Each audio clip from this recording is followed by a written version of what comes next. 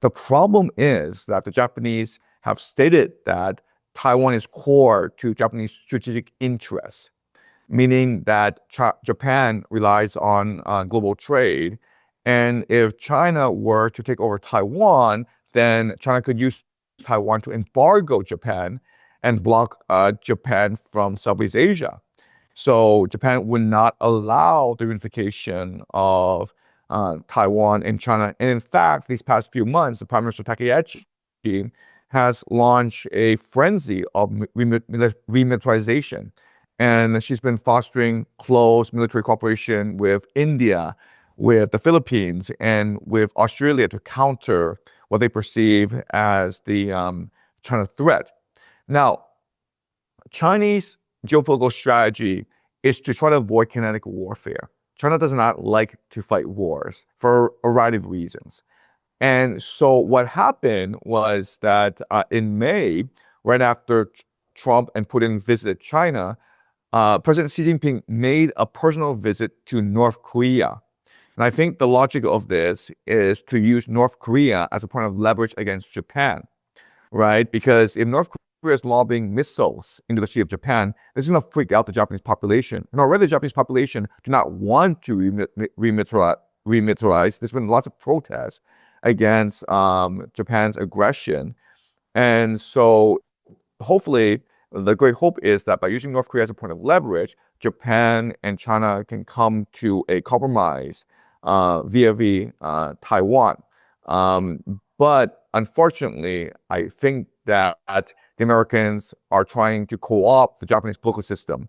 So Japan recently announced they were forming a CIA, which of course we model off the American CIA. We can also imagine, like eventually Japan will form an FBI and NSA, basically create within Japan the infrastructure of the American deep state so that America can impose its will through these intelligence agencies in Japan.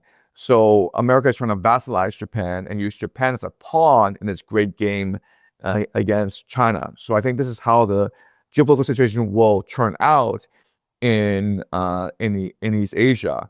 And the Chinese understand this, and the Chinese are very patient, and they think long-term strategically. And if China were to bring North Korea into the picture, there's very little Japan can do about North Korea. Yeah, it's not a country you want to go to war with either. Well, what is there to gain? Well, just as the last question, because you've been quite successful in many of your predictions, what is it that you keep your eye on at the moment, or what is it that keep you up at night? Do you see any worrying trends? Yeah, I think that society is much more volatile than we think. So we're focusing on the geopolitical picture. But, these societies are powder kegs. So if you go to England, if you go to France, if you go to Germany, if you go to Spain, the population is really unhappy with the way things are.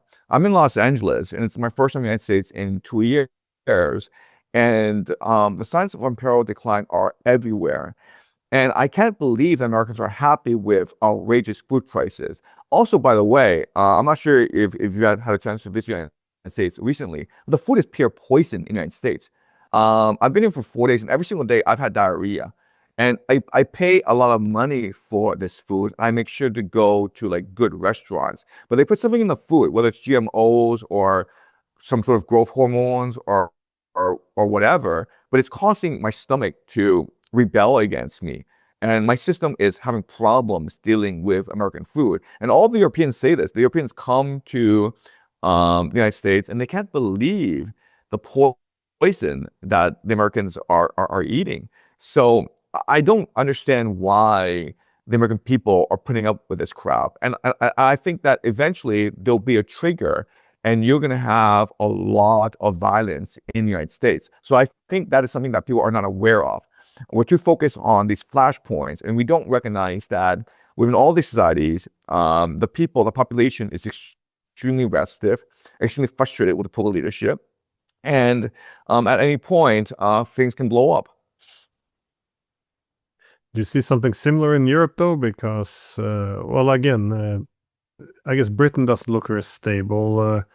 In France, every now and then you have some generals or who's predicting civil war, and of course in Germany there's also, I guess, the political culture is looking a bit dark. That is, once you begin to refer to your political opposition as enemies or traitors, you can't really have peaceful change in power anymore. And the Germans just Merz, the chancellor, recently made the secret deals where he was looking at how to essentially strip some of the states in the republic of its autonomy if they vote the wrong way, because they saw them as being too friendly to Russia, which means they're not gung-ho on war apparently. So how do you see the political stability in Europe? And of course you have this separate layer where you have the EU, which is trying to make sure people don't vote the wrong way and keep everything in place. However, the more it holds everything in place, the more tensions are building up. So it just looks as if this can't really last forever. Yeah, so a good historical analogy is the 1848 revolutions in Europe. And you go to the year 1840, it's very similar to what Europe is like today. You have economic malaise, you have a lot of inequality, you have a lot of corruption, you have an aloof elite, but there's peace in Europe. And it seems as though the population, they're not happy, but they won't rebel. But a few years later, because of climate change, because of weather patterns, there's a famine throughout Europe. And then what happens is, I can't remember the exact starting point, but in one nation there's popular unrest, and like the very next day, all of Europe is engulfed in flames. So I think that this war in Iran will create famines throughout the world, especially in Africa. It's going to cause food prices to skyrocket in the United States. And I'm not sure what the pain tolerance is among the American population. So these things are impossible to predict when they'll happen. But I think the ingredients are in place, and all you need is a spark. And the spark could possibly be massive inflation caused by this war in Iran. Yeah, that's an issue we didn't cover. That is the pending economic crisis. I mean, this is another thing that seemingly can't go on forever. But yeah, we're gonna have to leave that for next time, unless you have a quick answer for it. Where are we headed? Well, I think we're heading towards total financial collapse. I think that the economy in the United States, it's just a Ponzi scheme. You've got both the private credit bubble, which is worth about $2 trillion, and you've got the AI bubble, which is also trillions of dollars. And these are not sustainable bubbles. And I think that once these bubbles pop, then the full brunt of economic pain will manifest itself. 大家好，我是主播周玉琴。很多的朋友告诉我们，选择原版的太阳星全效克菲尔益生菌，它添加有羽衣甘蓝，健康再加分。而有睡眠困扰的朋友们，赶快选择蓝色包装这一款晚安加强版，绝对是更有感。每日克菲尔，时刻美好 ，Good Feel Good， 请上快点购为健康下单，而且要记得输入推荐代码，有额外的折扣优惠。太阳星全效克菲尔益生菌基础版、晚安加强版，新包装改版，内容不变，抽取更方便。要吃就吃最好的。